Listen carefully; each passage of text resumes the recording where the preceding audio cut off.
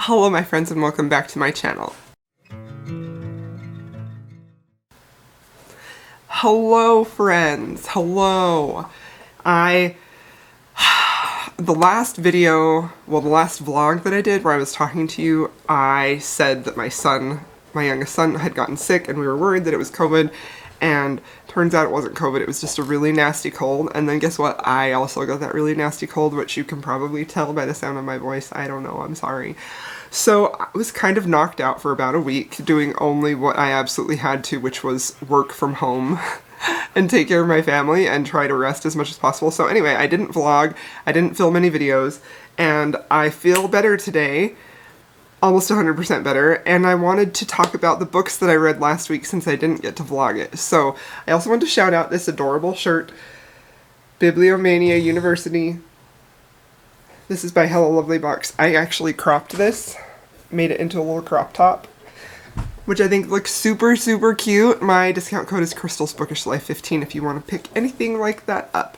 Okay, so let's talk about the books that I read last week. Last week I read 6 books. I'm going to try and find my list. Also, Kazi has a bone down here, so if he's loud, I am sorry, but at least he's being loud and chewing and not being loud and barking. So anyway, okay, I read 6 books last week and they were all historical romance. I was just in a huge historical romance mood.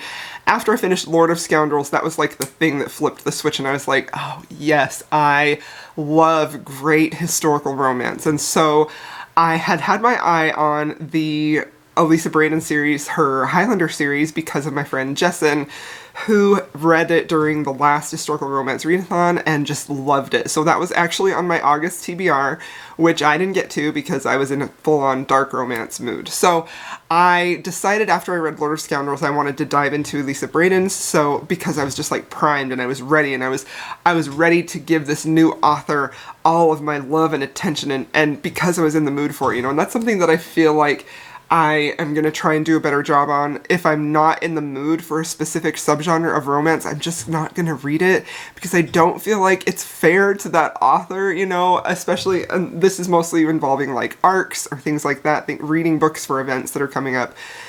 Because if I'm not in the mood for it, I'm probably gonna notice flaws, and give it a lower rating, and I don't want to do that. So I picked up the first book in this series. This is, I believe it's like the Highlanders at Midnight. I can't remember the name of the series. This is her new series.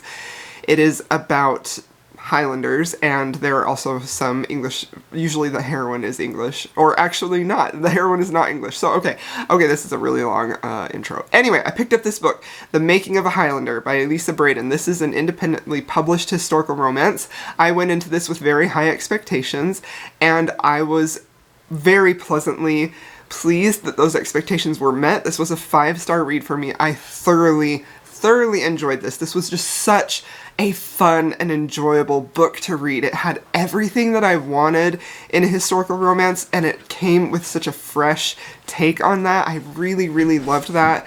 This book has Annie, who is our heroine. She is the Scottish heroine, and she's sort of known as Mad Annie around the town, and that's largely because she has this little ghost boy who is her companion, who she kind of looks out for, and people consider her to be mad.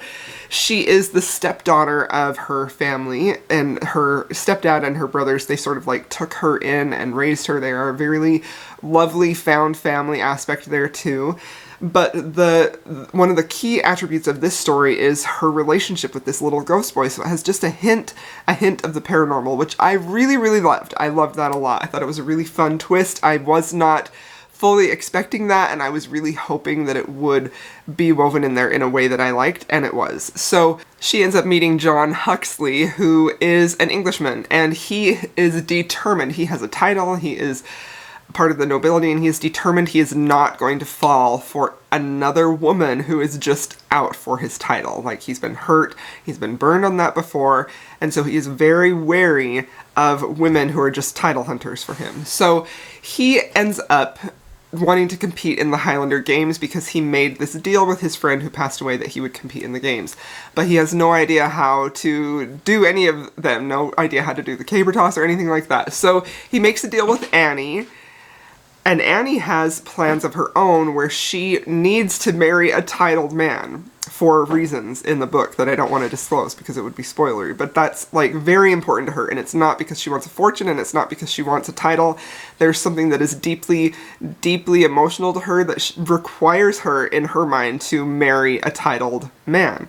So she makes this deal with John Huxley that if he can teach her how to be a lady to attract a title. Now, John has come to Scotland, and nobody knows that he has a title. He's sort of under the radar there. He doesn't want people to know about that. So she does not know that he has a title. And she makes this deal with John that says, if you teach me how to be a lady so I can attract a titled man, a titled lord, then I will teach you how to be a Scotsman, how to be a Highlander, how to compete in these games. And that is how their relationships get started.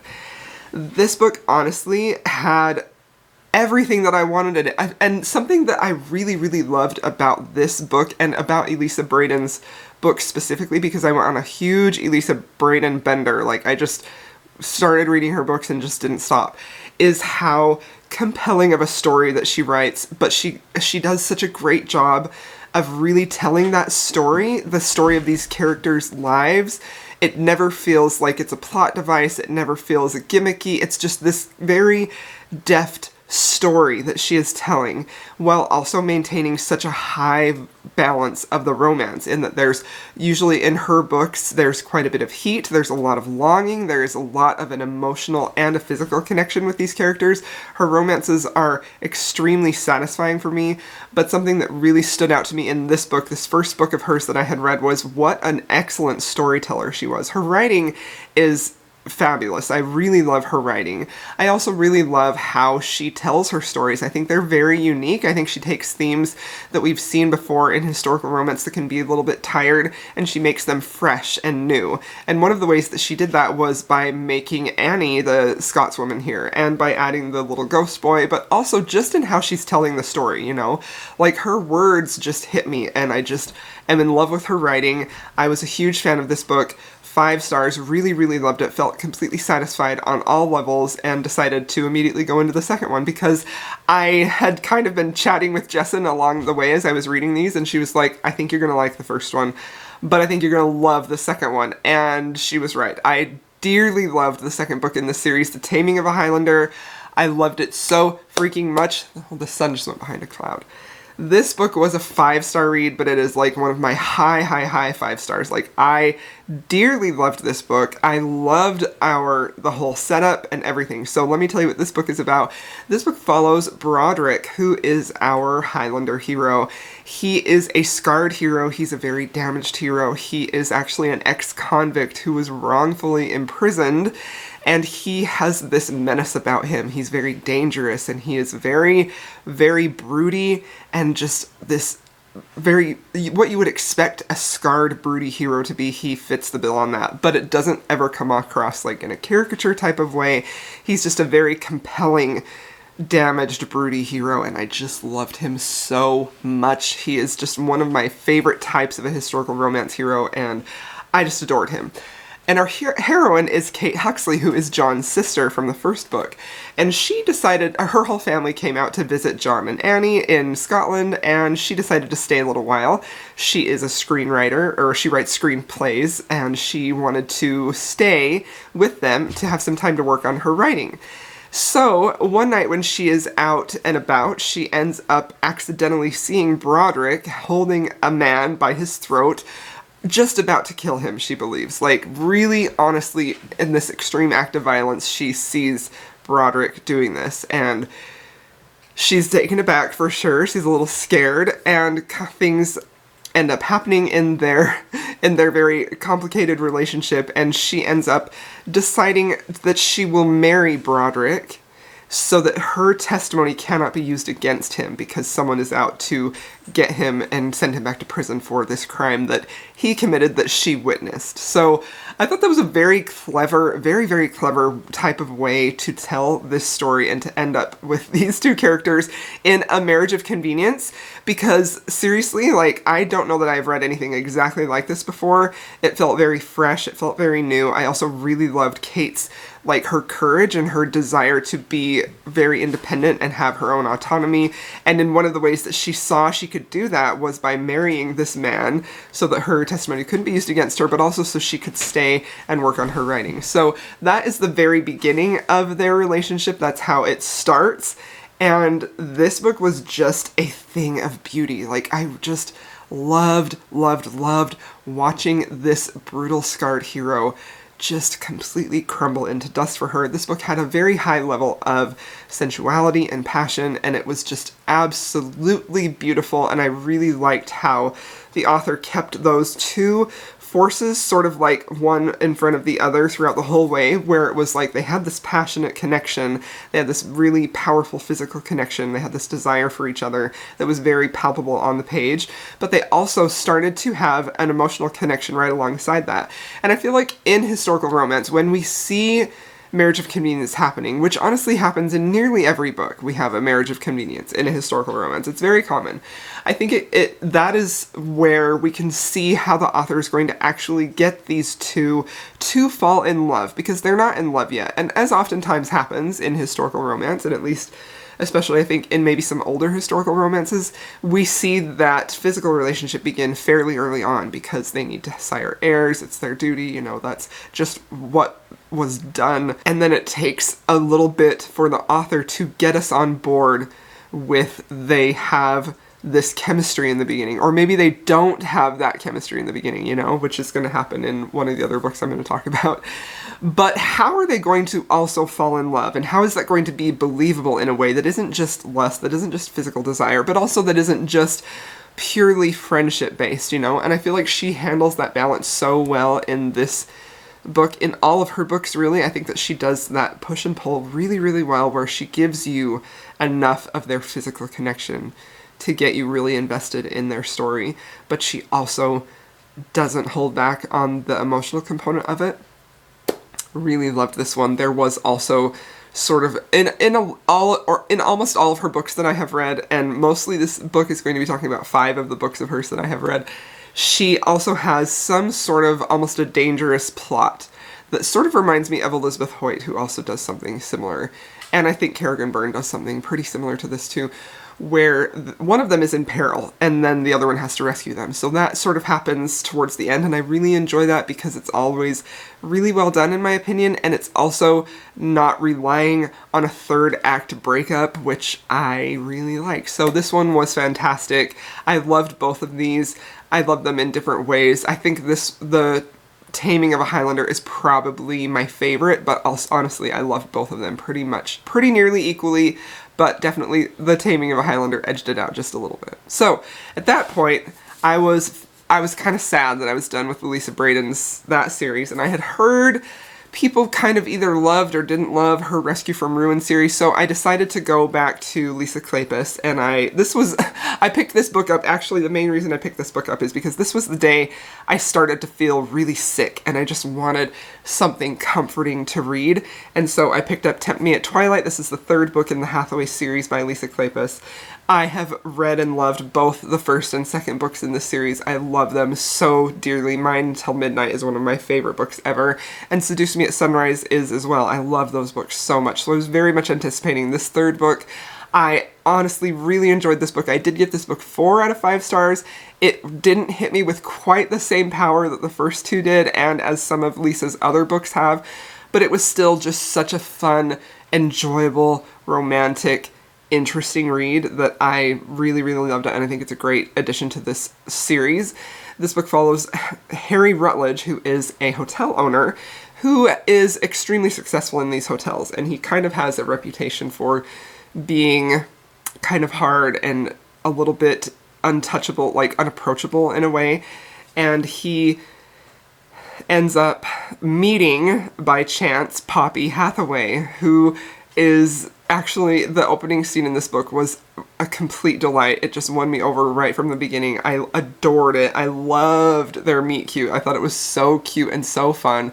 There's a little bit of intrigue. She doesn't realize that he is Harry Rutledge. Poppy is actually staying in his hotel, and she ends up trying to track down their little ferret, which was so fun and just so funny and cute. They had chemistry right off the bat. He is extremely intrigued with her. And now this is an interesting man in that he is one of those who believes that he can't love, that he can't have those type of feelings, but the minute that he sees Poppy, he wants her and he wants her to be his. He recognizes that he has feelings for her that are different than just your typical, she's a beautiful woman and I want to be with her, you know, like this is something that is different for him. And so he sort of starts to pursue her pretty relentlessly, and he does some things that maybe would be a little despicable that causes a big source of conflict in their relationship, and I totally understood Poppy's point of view and why she was upset with him. But I really, truly loved this. He's a little bit of a stoic hero. Like, he definitely is not super passionate. He's not super alpha, but he is a man of honor, kind of, but like as far as it comes to like what he is going to do with Poppy, like he wants to be honorable with her, and he just honestly won me over towards the end. It took me a little while to be completely won over with Harry. He has a secret dark past that Poppy learns about and that she's trying to get him to stop, and that ends up being what the final conflict is about. I really enjoyed this. It was a fun, enjoyable, great addition to the series, but it wasn't my favorite compared to the other two in the series. So this was a 4 out of 5 star, but a high 4 star. Like, I would say probably closer to a 4.5. Really liked this one.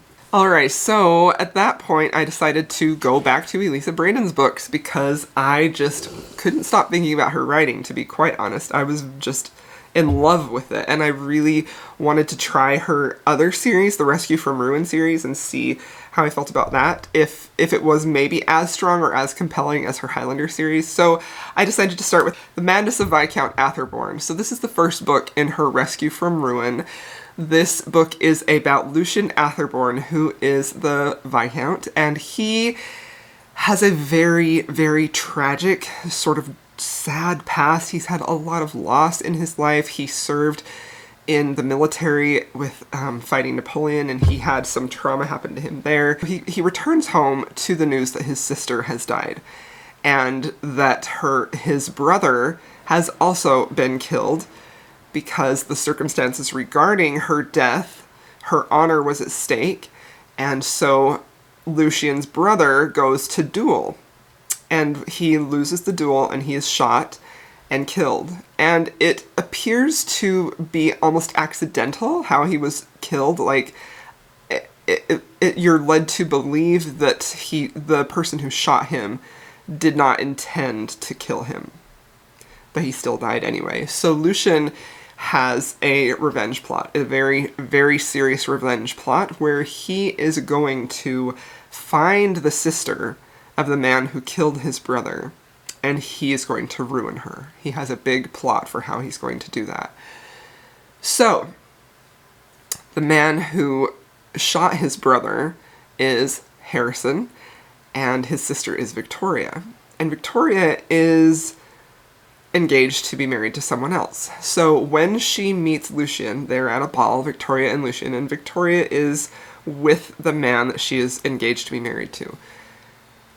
And she is having a lot of thoughts about, I don't really want to be engaged to him. I don't know if he's the man for me. I sort of feel like, I don't know how I'm going to get through this. She's like having a lot of second thoughts about that. So she goes out of the ball to kind of reflect and think about that, and that's where she meets Lucian, and they have an extremely passionate, very volatilely passionate first encounter. And they are caught in the act, and so she is very publicly ruined. Now, their connection was very real. Their passion was very real. Their physical chemistry was powerful. And Lucian then approaches Victoria's brother, who is the man who shot his brother. It's very complicated. It's a complicated relationship dynamic. It's very twisted in a way. And Harrison, Victoria's brother, has just talked to her and said, okay, well, you're going to have to be banished from society. You cannot stay here anymore. You're ruined. Or you can be a traveling companion to our aunt. So as she's sort of grappling with her choices, which are one or two, Lucian comes and offers to do the right thing and make her an honorable woman, and he wants to marry her. Victoria agrees, and so they get married. And this is another case that I think Elisa Braden does so well of having this arranged marriage, this marriage of convenience, this marriage because of ruin, work in such a compelling way, because you're watching them simultaneously have this insanely powerful attraction towards one another and still trying to work out feelings they have for each other. And Victoria doesn't know the history that Lucian has with Harrison, and she doesn't know the details of what happened. Lucian is extremely conflicted the whole time because he wants to enact revenge. He didn't want to just marry her and live happily ever after. Like, his plan didn't end with marrying her. It was going to end further on with her ruination, you know, her extreme ruination. So this was a really, honestly, this had a little bit of a gothic feel. It was a little bit dark. It was very much driven by these very tragic things that happened in Lucian's life, the loss of his brother and his sister, and it was extremely compelling. Like, it was just beautiful. You also get a lot of backstory on Victoria and her two brothers, who have their own books in future books in the series, which is books 2 and 3. So I really enjoyed this. I loved it. I just ate this up. It was such a compelling read. It was fantastic. I loved watching Lucian be such a tortured, conflicted hero, and watching Victoria not really understand that, but understand that she's drawn to him in a way that is more powerful than just physical. And again, she had those woven together so well, where you had their emotional connection combined with their physical attraction, and it was just a beautiful story. I did, however, give this one 4 out of 5 stars. I think it was probably, again, this is a really high 4-star, like almost a 5-star. There were a few things that I felt like it focused a little bit too much on the revenge plot. I felt like that wasn't it was a very compelling revenge plot, but I felt like that was the focus for so long that we didn't really get to see Lucian sort of crumble and love her. But again, it's understandable why that was the revenge plot and how he would have those feelings, but I was hoping to see a little bit more softening of him sooner on than later. But overall, this was fantastic, and I really enjoyed it. High 4 out of 5 stars.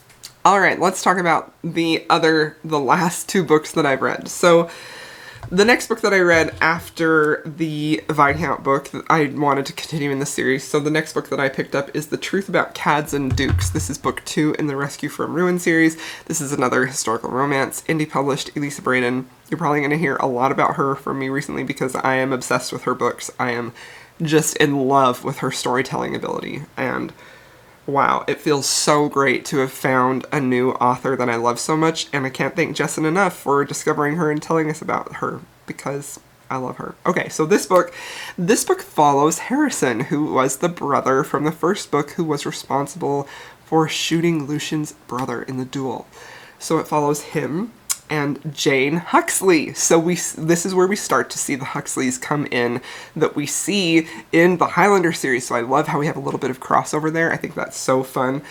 So this is their romance, and their story is another rescue from ruin, literally, in a marriage of convenience.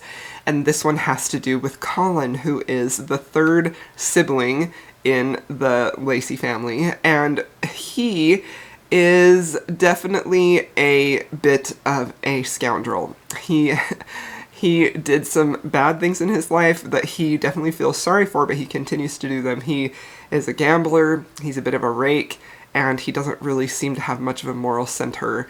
But as we read further books into this, we see that he's really making these choices out of necessity. And some of his earlier choices have then put him in this situation where he has to make the best of a bad situation in order to just stay alive, basically. So that's kind of what happens here. He's trying to fulfill a debt, or to make sure that some of his debtors don't come after him, and one way that he's going to do that is to put Jane, who has become really good friends with Victoria, who was the heroine in the first book, and so she ends up knowing her Victoria's brothers, he ends up asking Jane to do this favor for him that ends up putting her in a very compromising position. And she ends up being ruined as well. So Colin, of course, is not going to do the stand-up thing, but Harrison, who is the oldest sibling of the three of them, and definitely is the moral center of the family, definitely a bit of a father figure, although he's not that much older than them, he decides to stand up and do the right thing, and he will marry her. So he and Jane get married. And this book, I have to be quite honest, while I truly enjoyed her writing style, and I get very swept away in her stories. Like, this is something that is not an easy thing for me to do, where I get so captivated by a book that I can't put it down. I just want to keep listening to it, keep reading it. I feel like that's a rare thing for me, especially the more that I read, the more difficult it is to find those books that just absolutely captivate me and keep me never wanting to put that book down, where I'm thinking about it when I'm not reading it, and it's just such a captivating and immersive experience, and that is exactly what happened in this book. However, I was a little frustrated. I was very frustrated with Harrison, and I was so excited for his book. Like, I was very excited to get his book. I was very excited to get his romance with Jane. I thought they would make a very interesting couple, and they did. They really did. But I ended up giving this book 3 stars, even though I dearly loved the writing. Usually if I give a book 3 stars, it's because, lately, it's been because it's just not captivating me. It's a little boring. I'm not vibing with the writing style. There's something about the writing style that's putting me off. But Elisa Braden's writing style is just, honestly, it's beautiful, but it doesn't draw attention to itself. Like, she has a really excellent way, this is something I wanted to talk about, of having conversations with her characters in a way that feels very realistic to the time. Like, it feels like a realistically, historically accurate type of a conversation that would happen.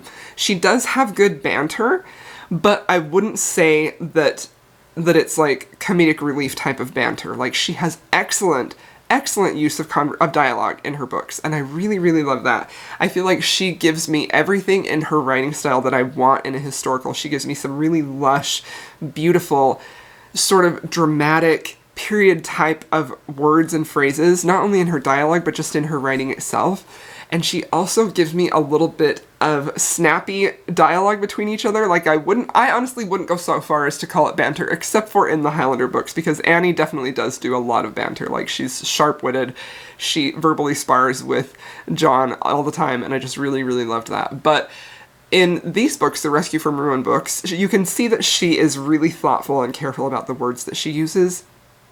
And I just appreciate that so much. Like, I love beautiful writing that conveys atmosphere and feeling and a lot of emotion, but I also love that it doesn't draw attention to itself all the time. Like, there are definitely some phrases where I'm like, wow, that was just so beautifully written. And I am a sucker for beautiful writing, but I don't want it to be over the top, you know? And I think that she just hits it for me just perfectly. She's just such an incredible storyteller. She is prioritizing story first and characters first in these, and I just love that so much. So this video is definitely turning into a little bit of a fan girl edition of Elisa Braden, but I'm just honestly so impressed with her writing. I have not been this impressed with a historical romance writer in a very long time, and I just am in love with her books. I think she's fantastic. Anyway, let me tell you about why I gave this book 3 stars. So, in this book we have Harrison and we have Jane, and again, we have Jane, who is one of my favorite heroines. She is just absolutely delightful. She is a plus-size heroine. She's very curvy, and which, you know, she didn't really fit in the gowns that were made at that time, you know, like, it didn't really fit her body shape, so she's not necessarily self-conscious of her body, but she's aware of the fact that she's bigger than other girls, and she feels like she's not as desirable in that way. She also has glasses, she's very bookish, she loves to read, and she is just a firecracker in a way that isn't in your face. Like, she is not necessarily going to just sink into the background and let people do things to her. She's going to stand up for herself, but maybe it's not going to be very dramatic and powerful, you know? Like, she's just a really strong, very competent heroine, and I just really, really loved her and admired her for that. So they get married. Harrison and Jane get married, and their relationship is very much a little bit of a slow build. They start off with a physical relationship, which is a little funny because this is one of those instances where on their first night together, she is extremely disappointed, you know? And I feel like that is a little endearing because we don't often see that happen. And as their relationship progresses, we see both of them just doing such a good job of opening up and then sort of letting the other person open up and trusting. But then we will see usually almost always Harrison. It's Harrison. It's not Jane. Retreat, backtrack, and sort of revoke that trust a little bit and pull back. And he does what I call emotional white-fanging in this book, nonstop. And that is why I gave it 3 stars, because it was just such a frustrating experience for me. He is connecting with her. He has a lot of feelings for her. He is just besotted with her body. He loves her lush figure. He is so attracted to her. He's so powerfully drawn to her. And she is a little bit not aware of that at first, but once she realizes that he wants her like that, like she sees that as her power, and she tries to seduce him to get him to open up to her and to be the husband that she wants him to be. And I love that about her, but he will continually connect with her in a very intimate setting, and it's not always physically. It often is, though, where they will have just this connection where they connected physically, but they also connected on an emotional level, where they really achieve that true level of intimacy that I love to read about. And then it might not be immediately after that physical intimate scene. He will white-fang her, where he will completely withdraw, he will avoid her, he will not talk to her, he will go somewhere else, he will sort of just abandon her, and he does that over and over and over again. And I just get really tired of that type of hero who feels like, and the reason that he is doing that is because he feels like he is protecting her, because he thinks that he is damaged or that he's dangerous, but the reason that he thinks that is such a tiny, tiny reason, and we don't even know that reason until so much further on into the story, that it just made me feel like, why is he doing this to her? Why is he continuously trusting her, having this level of intimacy with her, and having this connection with her that you can't deny, and then he will immediately sort of like box her away. Like he will just like cold shoulder her nonstop.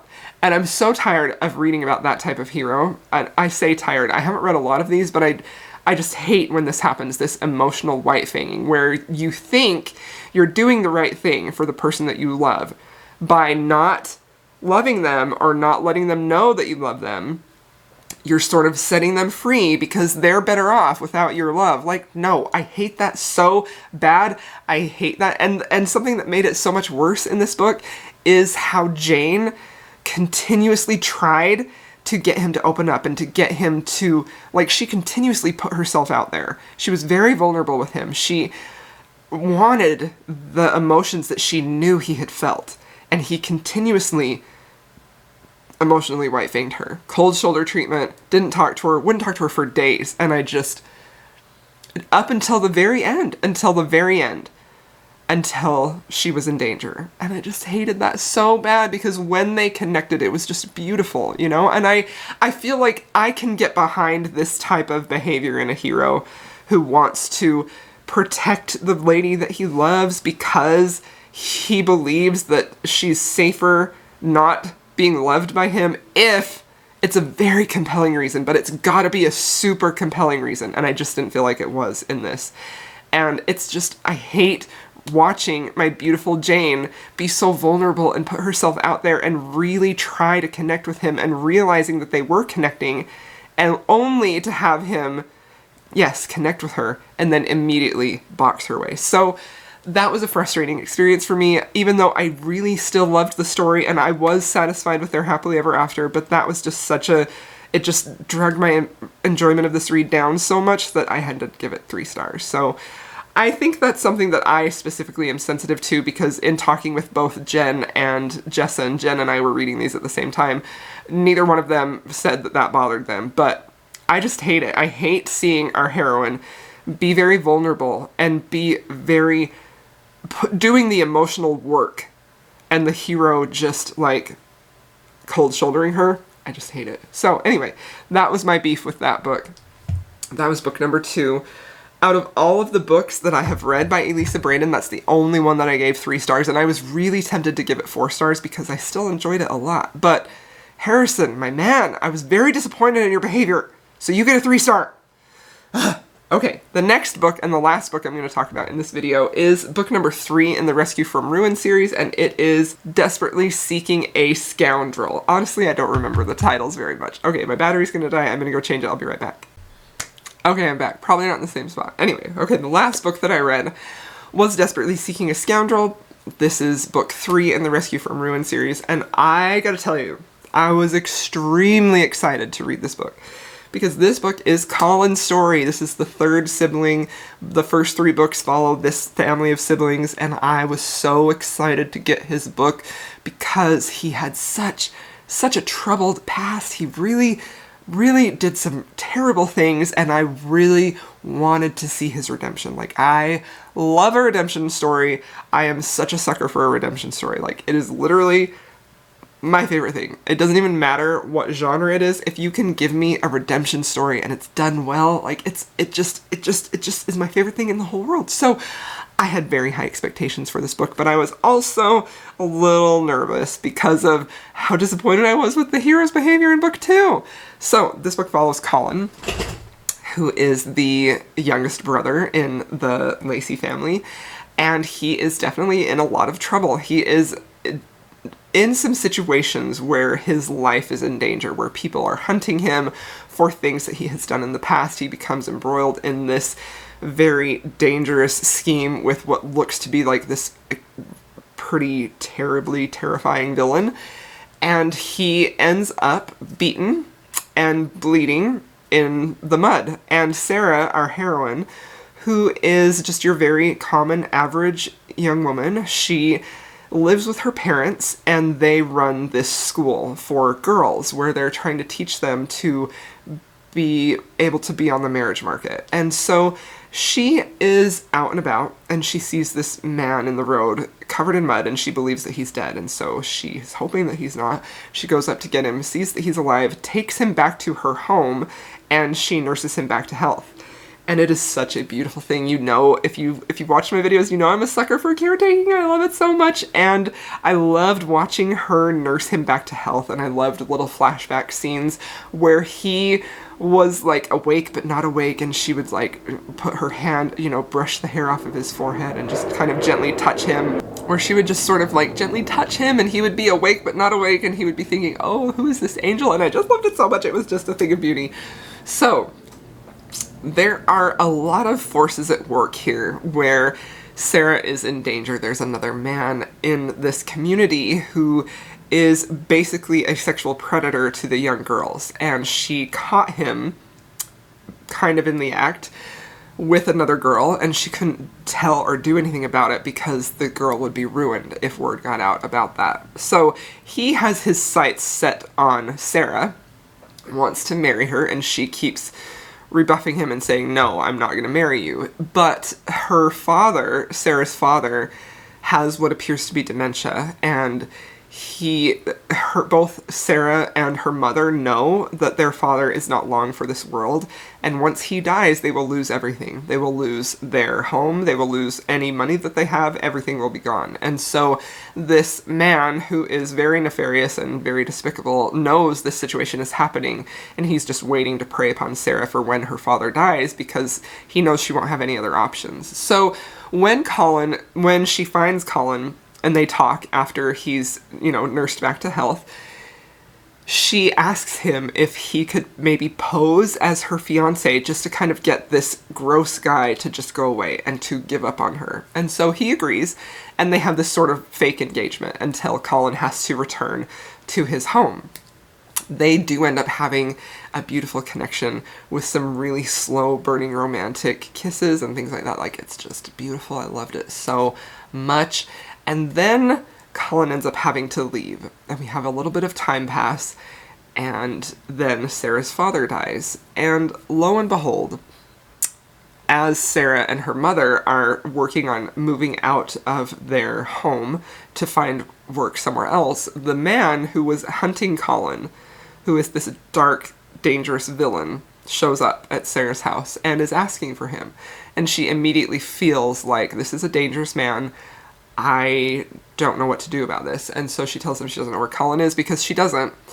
And then her mother says, actually, I know where he is. He told me in case of something happened with you, in case you were in danger, that this is where he was. But Colin didn't tell Sarah because he told Sarah it would be better for her safety if she didn't know where he was, because he expected this guy to come back. So Sarah and her mother go to try and find Colin because Sarah is extremely smitten with Colin. Like, she has feelings for him. He matters to her, and she doesn't want him to be found by this evil man and not be aware of it. So they go to try and find him at the address that he left with Sarah's mother. And they end up finding him, and it was beautiful. And they have a marriage of convenience to, one, protect her from anything happening to her because of this villain who is hunting Colin down, but also to, like, Colin is very protective of her. He wants to make sure she's safe. He's very concerned about her safety, and he has such feelings for her. It's just so beautiful to watch. And I feel like it's beautiful to watch because you saw how low he was in the first book, and you saw how low he was in the second book, and then to see him have these feelings of pure love for Sarah, and that motivates and guides all of his actions, it's just such a beautiful thing. I love it so much. I feel like their relationship was very sweet. It was very beautiful. It was so fulfilling. I just felt like every plot point in this, every story beat, hit just perfectly. It gave me that perfect blend of a swoony romance. It gave me some really sensuous and passionate scenes, and it had this really interesting side plot too about this man, this master villain, who was sort of out to get Colin and would rest at nothing and would hurt anybody to bring Colin down.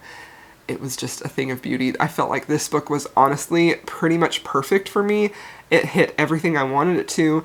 It was absolutely beautiful. And there was one scene in particular towards the end of this book that is discussed exactly, explicitly on page, what I had such a problem with in the second book. And I'm going to read it to you because I thought it was so interesting that she mentioned this through a character. This was a conversation that Sarah's mother was having with Colin when they were married, and Colin was starting to do the same type of thing that Harrison was doing, where he would sort of pull away from Sarah and withdraw his affection, withdraw his love, withdraw his, just talking to her. He would basically like cold shoulder her, emotionally white-fang her, because he felt like it was better for her if he didn't just love her like he did. So Sarah's mother notices this, and she notices how it's affecting Sarah, and she knows that Sarah loves him. And so she says to him, it's kind of a big conversation. She says, "What I am saying is that sometimes the best thing you can do for the one you love is simply that, to love them completely, without fear of what may come, without recrimination for what has come before. Love her and let her love you in return." Sarah's mother sniffed, dabbed her eye with her knuckle, and patted his elbow. "That is my advice. Do with it what you will." And I just loved it so much because she was talking about how sometimes in relationships, when you love someone so much, you think about everything that you've done in the past. You think about things that maybe you have done that have hurt that person.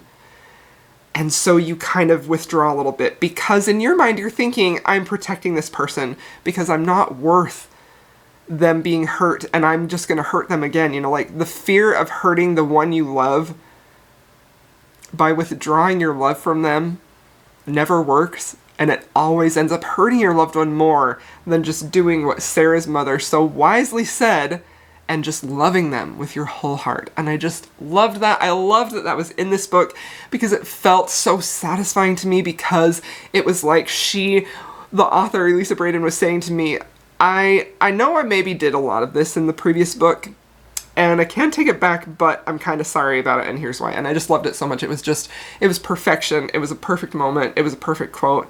I loved this book. This is my favorite book in the series so far. It was a 5-star read for me. Loved it from page 1 to page the end. I mean, it was just fantastic. It was great. So anyway, that is the wrap up of what I read last week. I will get back to regular vlogging pretty soon, probably. Thank you for watching this very long wrap-up. I really wanted to talk about these books. I loved them. I am so thrilled to have found Elisa Braden. Thank you so much for Jessen for finding... It was because of Jessen that I started reading these, and I'm just ecstatic because I am just in love with her writing, and I think that if you're looking for a new historical romance writer, I would recommend her because I think she's fantastic, and I'm happy to support an indie author. So anyway, that is my weekly reading wrap-up. I hope you enjoyed this video. Thank you so much for making it all the way to the end, and if you could leave me some autumn leaves emojis, that would be great. Thank you so much, my friends. I'll see y'all in my next video.